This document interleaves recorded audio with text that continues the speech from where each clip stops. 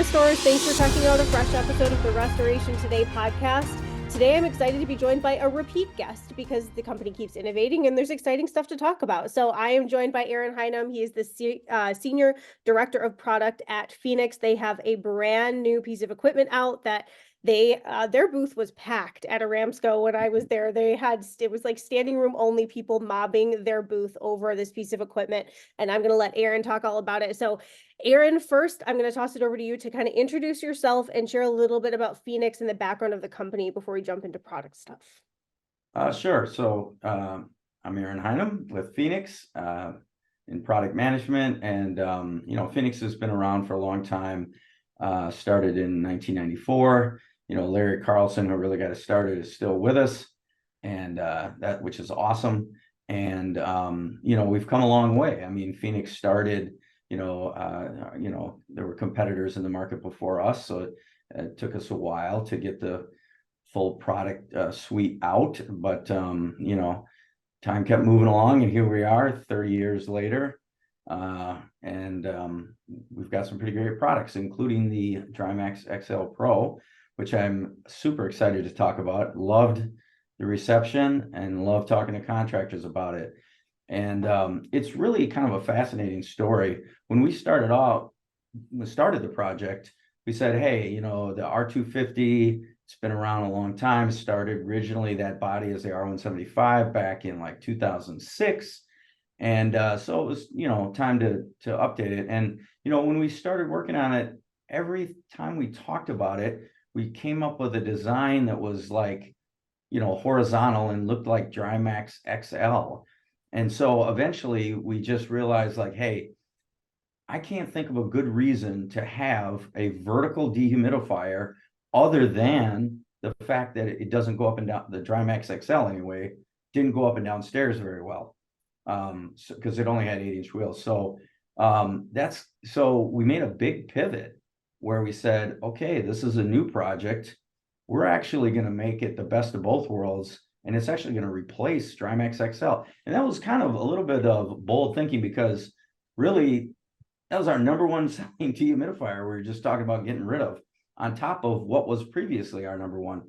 But so we started going down the path, and it's so interesting because all the dehumidifiers that are vertical, their handle height is 42 inches. It's perfect for wheeling around wherever you're going on level ground. But when you go up and down stairs with a vertical dehumidifier, you hunch over your back, you're trying to keep the wheel away from your toes, and it's not good ergonomically. So I don't know why it took that long to figure that out, but why did it take so long to put wheels on a suitcase? I have no idea. But so we what we did was we decided to have an extended handle height, so 8 more inches, which basically gets you the size of one stair. So now you're not all hunched over when you're going up and down the stairs. You got the 12-inch wheels. It works out great. The other epiphany we had was when we made the handle and it kind of flips up like this and pulls up. We said, hey, this is like a dolly. Well, let's make use of that. So the Air Max and the Focus 2 both lock in to the XL Pro, so that you can wheel the air movers in with you when you go. So that was another awesome, innovation that, like, it only came about because because it's a horizontal. When it's a vertical, you don't really have that room to stack a bunch of air movers. And then another really fascinating part of the journey was, our company is always looking at new technologies with refrigeration coils. And so we decided to move forward. So we already have a patent on what's called our 5-coil design that allows the performance we get out of DryMAX XL. But we took that a step further by using what's called microchannel coils. And microchannel coils give you more surface area to get more heat transfer. And so the combination of this, I mean, the performance is just really staggering. I mean, we're getting 140 pints at 7.4 amps. I mean, that's like more water, less pints, pretty much better in every way. So that was a delay because we had already started going down the normal coil path, and we stopped and decided to put that in. Another thing is that we wanted to get our technology, which you might think, well, don't you already have that? You got DryMAX XL, it's Bluetooth and all that. But a really interesting point was when you do asset tracking, so I want to see where all my equipment is. Well, when you unplug the DryMAX XL, the Bluetooth radio is off. So it's not going to work for asset tracking. So a really cool part about this design, we just decided, hey, if you put some AA batteries on the board, it only needs to send a little bit of information with this radio while it's off. That way you don't even have to buy an asset tracking tag. You can just put the batteries in. So, and then we did another thing, which is like, I'm still convinced that remote monitoring, we keep getting more and more customers all the time. You're going to hit an inflection point at some point. It's going to happen. Yes. Yes. And so what we did was we put a USB port to power the dry phone in the bay where like the power cord and the hose go. But then when you flip down the handle, we put a lock, because we had people say, hey, we're worried about people, stealing the phone or thinking it's a phone or whatever. So we added that in. So these are like all the kind of design features. And again, the whole idea is to make it as compact, easy to move around, easy to go up and down stairs, and then build all the technology in. And it's really been, a winning combination. And it's hard because in one way, because we were the stainless steel big dehumidifier company. I mean, that was our identity. Yeah. So it was a big shift over time for Phoenix. But I think the sales and the products would say that it was the right move. So yeah, DryMAX XL Pro. And just to let people know, I wouldn't be surprised to see a similar thing happen with other units in our lineup. We're not going to stop innovating, and the technology, we just keep working on that as well. So that's kind of my DryMAX XL Pro story. It took really more than 2 years to bring that to market. And some of it is when you order your tooling to make the plastic parts, you're going to be waiting 4 months, 5 months, and then you got to do practice shots. So there's a lot to that, but also pivoting on the overall idea in general, and then also the microchannel coils. And just to let people know, in case they had any questions, it launched with R410A, but we tested the exact same coils with the R54B, which is what we'll be switching to in the fall. And the exact same refrigeration system is what's going to be used. The only difference would be in the compressor and maybe a few minor parts of the copper. But other than that, it's the same machine. So.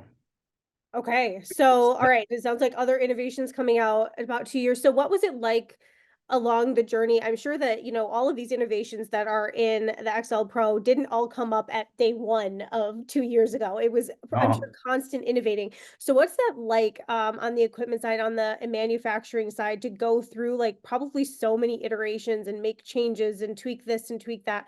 What was the process like? How often were you like looking and reviewing and thinking maybe we should make a change? Yeah, well, it's what's hard about when you cut the steel to make the mold, it gets exponentially harder to make changes, right? So you do most of your iterations at the prototype stage, and there's lots of ways to do it, from really rudimentary prototypes to more exact prototypes, and that's kind of how we do it. We keep trying to get voice of customer. We try and get in front of customers, say, what do you think about this? What do you think about that? And they give us feedback, and we've got good partners. We know there's people that we've worked with on more than one project because they always have such good insight. And it's that combined insight that really helps our engineering team. And, when you have engineers, I mean, we've got engineers that have been working on this stuff for so many years. Before I've been here 14 years. They've been here longer than me. So they really, really understand what's working in the industry. So that's Okay. been a winning combination for us. So talk a little bit about where you feel like the future of kind of drying technology, even specifically, is going. Obviously this is a new innovation. Phoenix is going to continue innovating. There's remote monitoring and there's more software integrations. There's a lot that's happening in this space versus just having your equipment in your truck that's detached from everything and just by itself and you monitor it. So talk a little bit about what you see happening with technology overall. Yeah, well, that's a really broad topic, and I would say that there's always been a lot of talk about like square foot or cubic foot pricing, but there's a lot to make that happen, and so far it hasn't happened. Yep. That would certainly change things. There's always the interesting debate about heat and desiccants and refrigerants, and again, there's people in all the camps, but a refrigerant dehumidifier is just pretty easy to understand and operate, so there's a place for all of them, and you never know, somebody could innovate in the desiccant space, or who knows. But what we've seen is that the usability for the contractor and the efficiency of the contractor is just critical, so that they can stay ahead of the game and stay profitable when there's so many pressures on insurance companies and storm. That's something to talk about too, right? I mean, there just keeps the amount of weather events and the severity keeps increasing. So, that puts pressure on everybody to be more efficient. I mean, there's opportunities there. We also see, with the amount of private equity money coming into the space, that there's certainly those folks are going to be really looking for efficiency gains. That's why we like what we're doing with equipment in terms of usability and technology in terms of efficiency. So that's where we're focusing, our efforts. And I mean, I know I've been saying this for a long time, but remote monitoring just makes so much sense. I know there's efforts, with the standards in terms of like what it says about remote monitoring. A lot has changed over the years, and some language there could be, impactful in terms of, I know some contractors say, well, it's hard to get paid because the insurance company will say, either you got to go to the job, or, I'm not going to pay for remote monitoring. So there's challenges, but it just from an efficiency standpoint makes so much sense that I'm sure it will happen. And, we're really putting, a lot of efforts into really remote monitoring and asset tracking, because those are equipment related items, right? So we're not trying to get in the space that other people they're already there and they already do a good job. On like asset tracking, there's, companies from outside the industry that they're good at asset tracking, but they don't really know the nuances of this industry. Just as an example, in our system, we have it all organized by, Xactimate codes, which obviously you would want to know that, but an asset tracking company from outside the industry, that's not an out of the box type of thing. Now there's also within our industry people, and they know what they're doing. So there's competition all over the place, but I think that makes everybody better. So, but yeah, so we're excited for the future. We've been growing pretty rapidly, and we're hoping to continue that.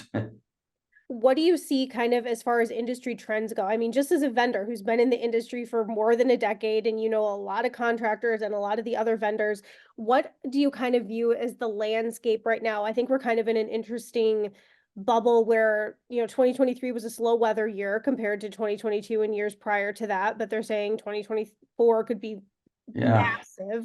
Yeah. And there's some weird economic things going on. So, what do you view as happening in the industry right now and from the contractor side, maybe?